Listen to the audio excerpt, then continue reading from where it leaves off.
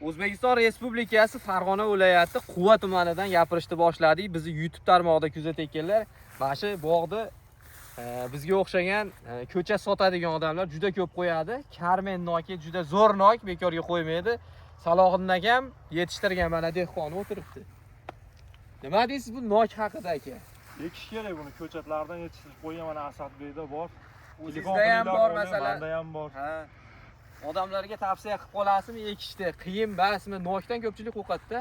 Ekish kerak. Daromadi zo'r bo'lyapti mana. Shira-piradan qo'rqishmasin. Bu Karmenda Salohiddin akam gapga sal yo'qroq biz gapirib o'tamiz. Mana Karmenda shira, kasallik kam chalinadi. Eng plyus tomonlari har yili hosil beradi. Mana shunday mevani bitta ko'rsating. Olib kelurdi bir. Uni qaranglar bo'lganini. O'zi daraxt kichkina, bu yil nechinchi yoshida? 5 yosh. Bu yil mana 5 yoshida hisoblab olaveringlar. Bir tupida menimcha bir